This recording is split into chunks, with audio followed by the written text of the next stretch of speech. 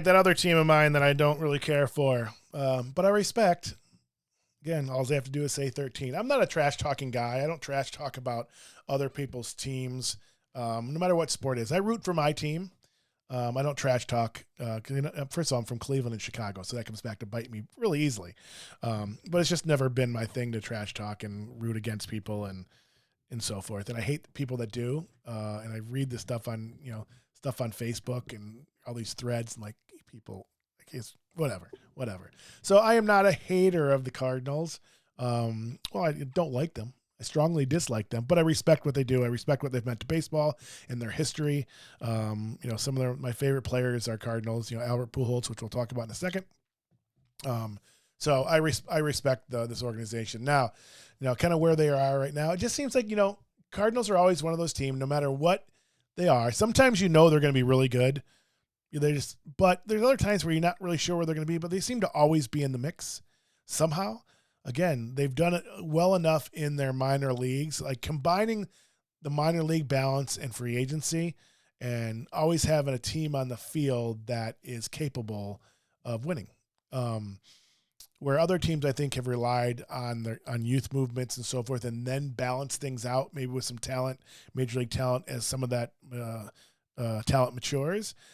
The Cardinals have always had like a balance of those two, always, it seems. In very few years has it backfired them. I mean, I don't know the last time the Reds finished in the cellar or how many times I should say they finished in the cellar of this division. That'd be something to look at. I'd like to know that. Just seems like even when they're having down years, they'll come out of nowhere, or you expect them to have a down year and they come out of nowhere. So it's just one of those organizations. They've always done the right things. They have 13 World Series titles to prove it and other appearances. So they're 21st in farm system. Again, I think that's a misleading number. They got rid of a lot in the last few years to pick some things up. Goldschmidt, I don't remember what the deal is with that one, so I don't want to speak to that actually. But their payroll is 12th, so they still have a pretty high payroll. But they have some flexibility there. They can move some pieces around. So. It's hard to say the Cardinals are never in a good position because it seems like always they're in enough of a position to make moves, enough of a position to make a run. I'm always rooting against them. But so let's talk about, even before we get to the lineup. I mentioned this on one of the episodes. I am thrilled to see Albert Pujols coming home. In my lifetime, that 10-year stretch in St. Louis, I saw him a lot, obviously being a baseball fan, but specifically a Cubs fan. Saw him play many times. He's the best player I've ever seen in my lifetime playing. And I've seen a lot of good ones. And it's more the consistency. From him, but seeing him day in, day out get clutch hits and the RBIs, and just a smart player, a lovable guy, a really good guy. Seeing him come back to St. Louis, I think, is poetic justice. He's on the verge of some milestones, like kidney stones. I think he's like third or fourth in total bases and extra base hits. He should move easily into the top 3 of those, with Willie Mays and Stan Musial and the likes of those names. He needs 21 home runs to reach 700. Now, that's a big ask at this point in his career, but can they protect him? Obviously, having the DH in the National League helps tremendously. I don't think he's playing in the field at all. Could he get a 21? Some projections have him at 13, getting the 13, which would still fall short of A-Rod. I think A-Rod has 696. I would really, really love to see Albert Pujols get to 700. Now, imagine the celebration in St. Louis or across baseball, for that matter, if he got to 700. That would be cool. So I am rooting for Albert Pujols to play and be healthy and have a kind of a resurgence, being back in St. Louis where it all started, the fans' encouragement. So I hope we see one of those miracle years out of him, and he gets to 21 home runs. I think that would be awesome. So I am rooting for excuse me. For Albert Pujols. Sorry, I don't know what happened there. So again, this lineup is, again, doesn't look like much on paper necessarily. Oh, I guess I want to, mention Molina too. I mean, who wouldn't want that guy on your team? As a Cubs fan, he's frustrated me for years. It always seems, again, he comes with a big hit. He's not a big stick in that lineup, never has been, but his hits always seem to come at clutch times, especially against the Cubs. But what a catcher! What a story he is. He is one of those Cardinal faces that should probably be on the Mount Rushmore of Cardinals baseball, which we haven't done one of those. So I am looking. I have to reach out to some of my Cardinal fans. Oh yeah, we're doing one. I'm doing one with Sean Wade. Never mind. That's coming up in May. By the way, our Reds episode. So our Cardinal episode. We'll be looking at the all-time greatest lineup. This will be a fun one with the talent and the names that have come through that city and the history of that city. This will be a fun one, even being a Cubs fan. So we'll go the all-time Cardinals lineup, the all-time greatest player from the Cardinals. Is it not Stan Musial? Is Albert in that conversation? Or is it Stan Musial? I don't know. I think it's Stan Musial. I don't know. Well, I'll have to dive deeper into that. But also, yeah, the Mount Rushmore and the greatest player of all time. So I'm looking forward to that. I think it's the first or second week in May. I have to confirm with Sean on that. So I'll get back to you on that. But so this lineup, picking up Arenado last year, was a good pickup. He'll have a really strong year this year. I don't think he had a great year last year. I don't remember his numbers, but they weren't Colorado numbers. But he'll have a really strong year. Hopefully Goldschmidt still plays well for them. He's getting a little up there in age, but some nice young pieces in this lineup as well. Again, they always have a nice balance. It seems like they always have my entire lifetime of veterans and young talent. I don't know how they've done it. Because again, I don't think their farm system ever is one of the most highly rated, but it just goes to speak, which I've said this in a lot of other episodes, how important it is to have the right people in the front office, especially now, especially in the way baseball is with analytics and so forth.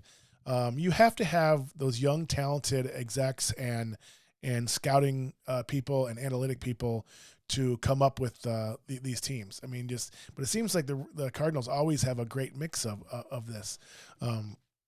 And, obviously I think there's a lot of great baseball people in the organization as well that goes with their gut and knows baseball. But their farm systems are never usually like one of the top five. They're never the bottom five usually. And if they are, those are just 1 year, anomalies. They're usually, around 10 to 15. But they produce. They produce talent. They're good at bringing up their homegrown talent when they need to, and they see it.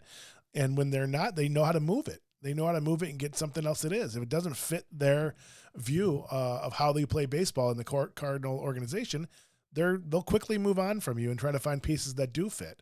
And they've been successful at doing that for years and years and years.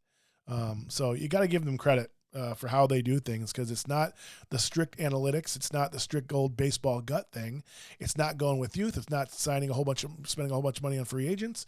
They sign key free agents when they do. When they need to and they have to and have available, and then they're available. But they just have a really great mix, and it's worked. We'll see how long it continues to work. I mean, it's been working so far in this era.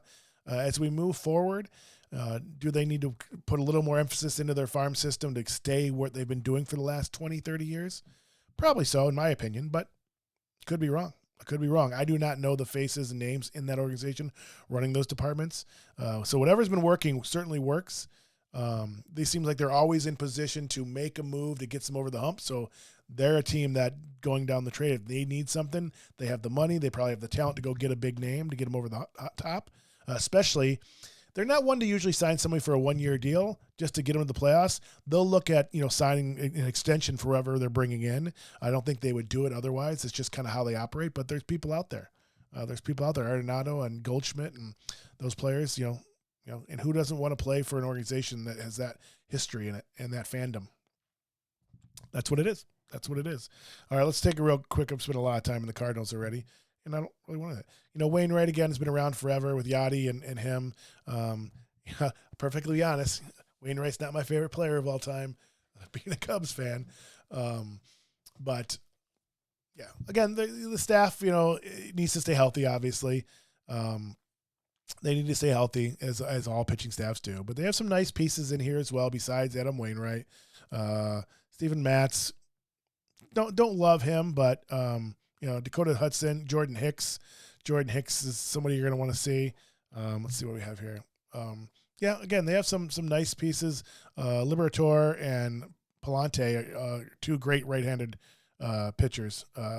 Ali Sanchez behind Yachty. I mean, Yachty's going to be there all year, but he might be the heir apparent there. Brandon Donovan is an infielder. Can play some outfield too if you need be. So they have some people ready to go. Again, their farm system says 21st, but they have a lot of major league ready players. And I think they always do. It seems like they're loaded with people that can step in the double A. I think they move quickly, assess their talent really quickly at the low level, and either move them up and bring new people in or move them around. Because it seems like, going back to like the Bo Hill days where he was, a double A player that came in and made a splash for, 2 weeks or whatever it was, just seems like they always have players like that ready to roll. So I think they have a different approach to their minor league system, even in this day of analytics, where they keep their talent at that level and ready to go if need be, or at least more marketable. Single A players how many times do single A players trade hands or never pan out? A large portion of them. When you get to the double A and there's some track record there, you start seeing a little bit more of the player and see a little bit more what they're capable of. People can assess them a little more easily and see if they fit into their organization. So, I think they do a great job with that. I have them at 84 and 78, second in the American or National League Central. I'm going to get it right one of these days. Hey, at least I typed it right today. So the Cardinals, second place in the NL Central with 84 wins. Can they compete? Can they get to the division title if the Brewers stumble? Yes. Do I see this Cardinal team as a 90-win team? I could see it. If the lineup stays healthy. Arenado has one of his Arenado years. Some of these young players step up. The young pitching steps up, if they need to. I can see them. Nothing surprises me with the Cardinals. Could I see them really faltering and going down to, like, say, 75 wins? Not in this division. Not when you're playing the Cubs and the Pirates so many times. No, I can't see that. I think it's more likely they jump up. But it would take the Brewers, having a catastrophic loss or fall, which I can't see. But again, the Cardinals, anything is possible with this organization. It would never surprise me if all of a sudden they have a great year. So that's who I have second place, the St. Louis Cardinals in the National League Central.